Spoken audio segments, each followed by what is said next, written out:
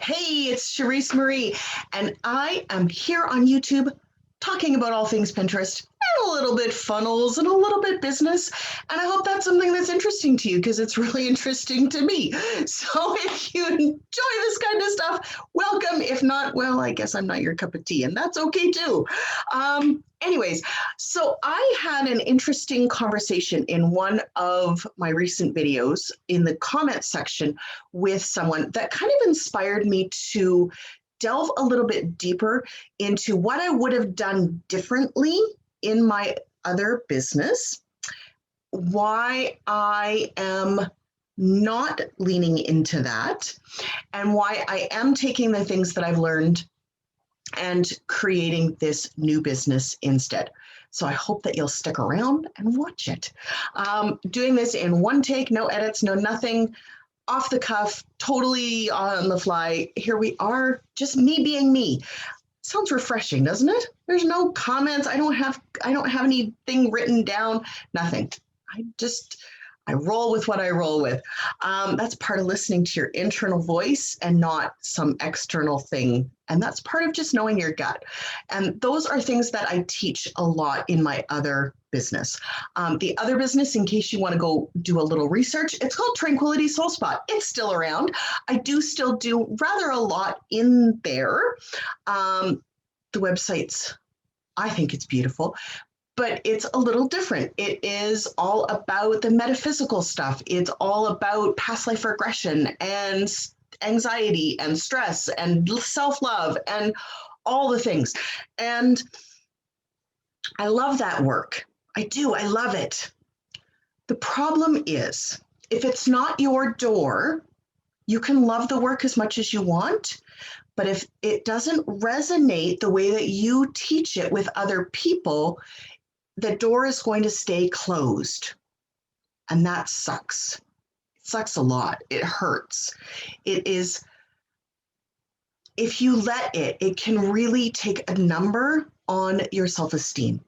Now, I do have clients over there. I love them. I love seeing them every day. They are a big part of why I do what I do, and they light me up and they get me excited about my day. And yet, it wasn't enough.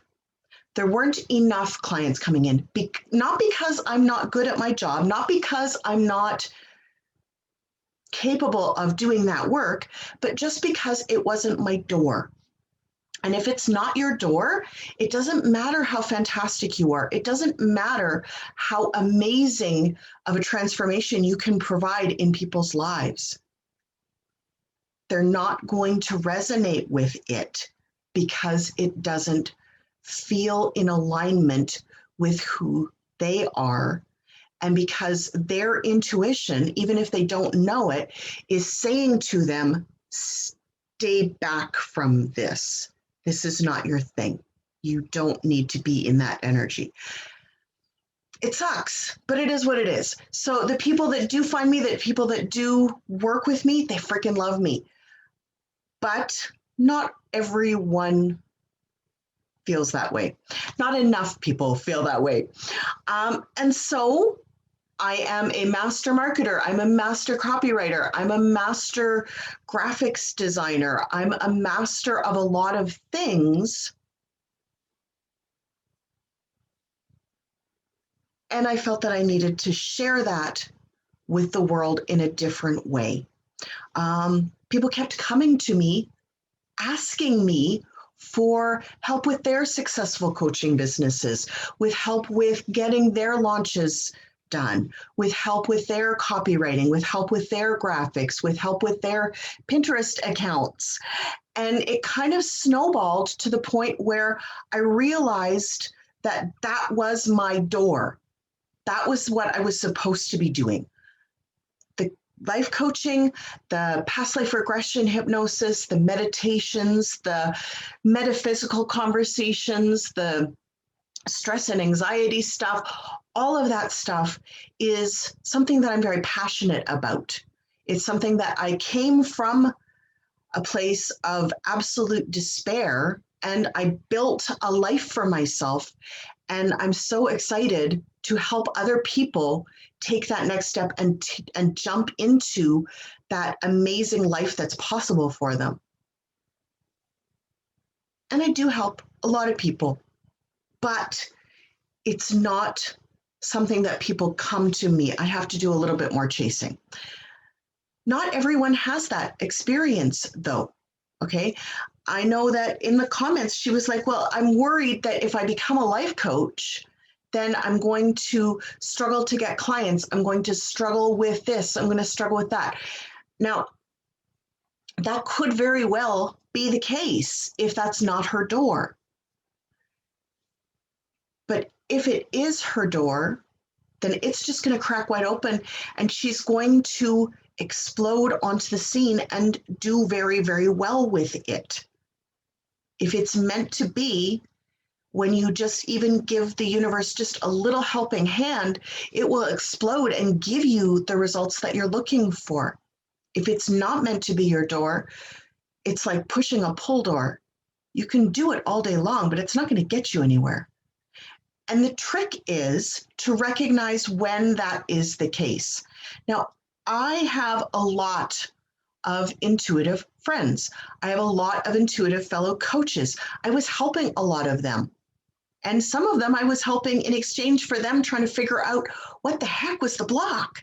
Why couldn't I make a go of this? And then we realized that it wasn't about any of the things that we thought it was about.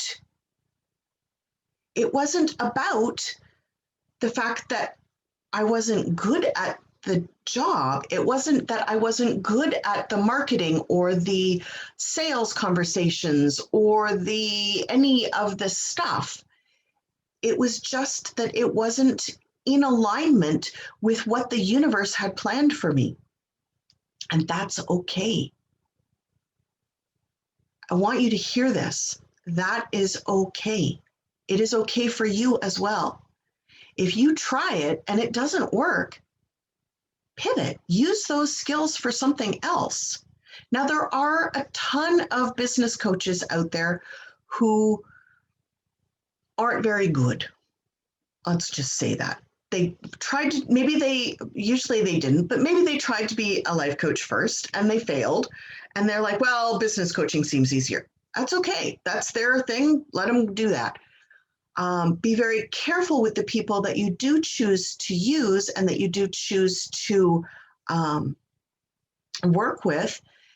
Listen to your intuition. If your intuition says this person has something that you need, explore that a little bit. If you get a hard no, then don't work with them.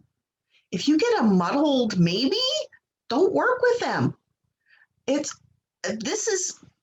My ideal client is very intuitive and they are able to tune in and hear or feel or sense or know somehow, some way, a yes or a no. They know that. Maybe they're using a pendulum. Maybe they're using some kind of muscle testing. Maybe they are just simply in tune with their bodies. Maybe they're a medium and they can hear their spirit guides whispering in their ears and saying, yes, yes, yes, no, no, no, no, no, whatever it is.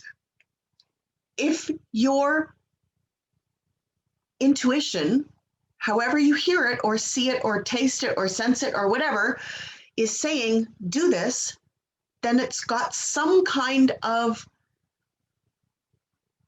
lesson for you. If you are not hearing a solid, firm yes, then it's a hell no. And live with that too. That's okay. Now, a couple of things that I would have done differently if I had known. I probably would not have hired someone to teach me how to do all the things in my business. I would have hired people to do the things for me. Now, this was a bunch of years ago, and there weren't as many people out there, or at least people that I could find, who were doing it for you. There weren't as many people who were willing to be consultants or who were willing to be the people who did your graphics or did your branding or did your copywriting or did your whatevers. If I knew then what I know now, I probably would not have hired my first coach. But I wasn't able to hear my inner voice. That was part of my journey, was coming back to hearing my inner voice. I wasn't able to hear my inner voice. I thought I wanted to hire people to do it for me, but I couldn't find them. So I settled, 2 strikes against it. And then I kind of fell for the patter. I didn't do a ton of research. I did a little and called it good enough. I weighed the pros and cons of 2 different programs and I picked one and I went with it. Now, was it the right program for me? I don't know. I've since met someone who's taken both programs and she said that it was the better of the 2, but neither one of them was great. So who knows? But there wasn't a lot of competition out there. Now the field is so crowded in the business marketing world. But there wasn't a lot of competition out there, at least not that I could find. And so what I would have done differently is, sorry, I'm getting messages pop up. What I would have done differently is I would have searched a little harder for experts to do the things for me in an expert way so that I didn't have that steep learning curve. And then I could have simply watched them and modeled it going forward, or kept hiring them because I would have been earning more money potentially. Well, maybe not, because I may have earned a little bit more money in order to keep paying them, or at least they could have dialed it in and then it would have just flowed a little easier. That's number 1. Number 2 is, and this is embarrassing to admit because I am a Pinterest expert now. I was one of the people who adopted Pinterest as one of my things back in like 2010. Okay. It was the year Pinterest's been around for 10 years now. I was in there in the first year. I did not realize, though, that Pinterest I didn't realize the potential. I didn't realize what it was. By the time I realized what it was, I was having so much fun working with other people's stuff that I really didn't have time to do my own. Full disclosure. Oh my gosh, my computer is going crazy here. Full disclosure. My personal sherissepins Pinterest account doesn't get as much love as it should either, because I'm so busy with other client stuff. But if I had known the power of Pinterest and that I could have harnessed that, I probably would have used it. I don't know that it would have moved the needle because, again, that energetic mismatch between what I wanted and what the universe had planned for me probably meant that not a lot more people would have found me. But it would have been an interesting experiment to try. If I had known, it also would have been 4 years earlier, and I would have had 4 extra years of potentially having been one of the only people who is actually marketing on Pinterest, as opposed to just pinning pretty pictures and quotes and things. Does that make sense? I hope that makes sense. Another thing that I really wish that I would have done is not held myself back from other platforms. That's sort of the Pinterest thing again. But at the time, I was really believing that you needed to focus on one platform, master it, get sales from it, get all the things going, then move on to another platform and then work on them. So I had a little tiny Instagram account for Tranquility Soul Spa, which I still sort of kind of have, but I haven't posted on there in years. And anytime I posted anything on the business page, it popped over to Instagram. Wasn't great, but it was what it was. And I had a YouTube account. I have a YouTube account over there. It's not doing so hot. Even when I didn't know enough about YouTube. I just knew that I wanted to be on YouTube. Hello, YouTube. But I didn't know how to do keywords or hashtags or SEO or how to research titles or how to do thumbnails or any of that stuff. I just kind of like tossed my videos on there and hoped for the best, as did most of the people that I was friends with at the time. And none of us had any success on YouTube particularly because we weren't dialing it in. This account now, I'm taking all of the things that I've learned from that first business and I'm dialing them in. I'm taking all of those things that I've learned from learning about Pinterest and learning about how to run a business and learning about marketing and copywriting and graphics and branding and how to create a website that really converts. All the things. I'm taking all of those lessons and I'm applying them in real time to this business. So here's the biggest takeaway for really anyone who is looking at starting their very first online business.